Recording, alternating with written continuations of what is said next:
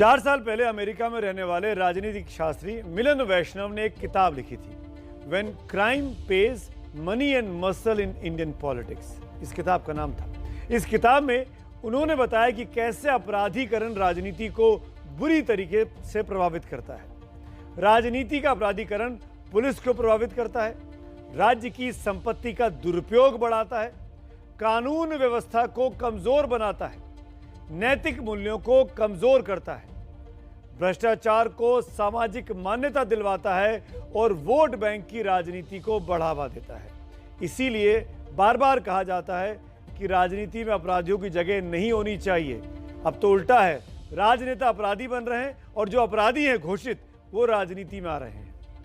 हालात कितने खराब हो रहे हैं कि सुप्रीम कोर्ट को बार बार अपने फैसलों का हथौड़ा बजाना पड़ता है। इसी साल 10 अगस्त को माननीय सुप्रीम कोर्ट ने सभी राजनीतिक दलों को निर्देश दिया कि वो पर्चा भरने के 48 घंटे के अंदर अपने उम्मीदवारों के खिलाफ चल रहे सारे आपराधिक मामलों को सार्वजनिक करें। इससे भी आगे बढ़कर अदालत ने यह आदेश दे दिया कि बिना हाईकोर्ट की सहमति के कोई राज्य किसी सांसद या विधायक के खिलाफ चल रहे मामलों को वापस नहीं लेगा। सोचिए कि राजनीति से अपराधियों को दूर रखने या उन पर लगाम लगाने में कोर्ट किस हद तक एक्टिव है, सक्रिय है। फिर भी आदर्श राजनीति के पैमाने पर ज्यादातर जनप्रतिनिधि खरे नहीं उतर पाते हैं। अजय मिश्र टेनी का उदाहरण इसमें सबसे नया जुड़ा है। हालांकि ऐसे कई मौके आए हैं जब प्रधानमंत्री नरेंद्र मोदी ने खुद एक कदम आगे बढ़कर राजनीतिक आदर्श को बनाए रखने की कोशिश की है। अपने साथियों, अपने कलीग्स की क्लास लगाई है कि राजनीति में शुचिता कैसे लाई जाती है।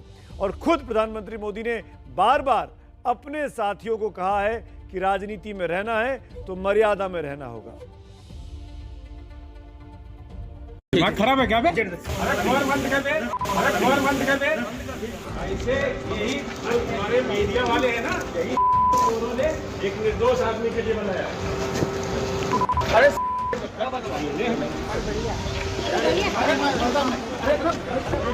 आपका जो इन्वॉल्वमेंट है विषय कंस्पिरेसी जो की है, आपने प्रश्न जो उसको समय उसकी सजा मिलनी चाहिए। सड़क से संसद तक हर तरफ से एक ही मांग उठ रही है और वो मांग है केंद्रीय गृह राज्य मंत्री अजय मिश्रा टेनी को मंत्रिमंडल से हटाने की। लेकिन फिर भी वो अपने पद पर बने हुए हैं। दिल्ली में वो अपना कामकाज निपटा रहे हैं, दफ्तर जा रहे हैं, कार्यक्रमों में हिस्सा ले रहे हैं। ऐसा नहीं है कि बीजेपी को ये समझ नहीं आ रहा कि अजय मिश्रा को पद पर बनाए रखने से उसकी छवि पर असर पड़ सकता है। सूत्रों के मुताबिक बीजेपी ने पत्रकार से बदसलूकी की घटना को लेकर अजय मिश्रा को हिदायत दी है। सवाल ये कि आखिर फिर भी उनकी कुर्सी बची कैसे है। पार्टी फोरम पर उनको इस बयान और उनके इस कृत्य को लेकर पार्टी फोरम पे थोड़ी नाराजगी है। हाँ, सरकार में रहेंगे नहीं रहेंगे इसका फैसला चूंकि सरकार के आला जो कह सकते हैं सरकार के मुखिया प्रधानमंत्री नरेंद्र मोदी को करना है।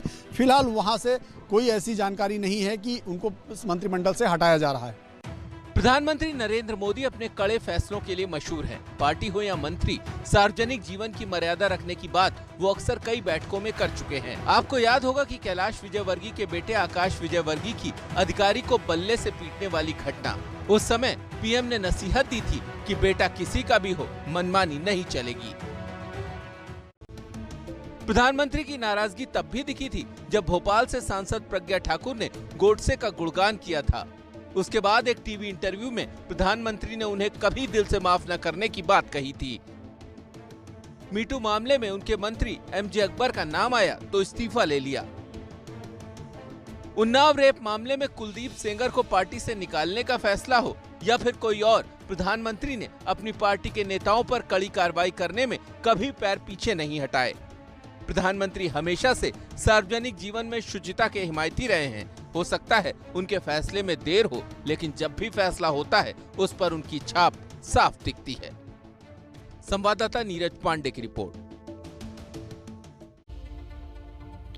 केंद्रीय गृह राज्य मंत्री अजय मिश्र टेनी कैमरे के सामने नहीं आ रहे हैं, छुपते फिर रहे हैं। 24 घंटे से ऊपर हो गया दिल्ली आए हुए, लेकिन दिल्ली में तमाम कैमरों से बचकर वो लगातार छुपते रहे, भागते रहे, बचते रहे। जो चाहे उस शब्द का आप इस्तेमाल कर सकते हैं, लेकिन खास बात यह है कि अजय मिश्रा टेनी का मामला भारतीय जनता पार्टी के लिए यूपी चुनाव में टेंशन का सबब बन रहा है।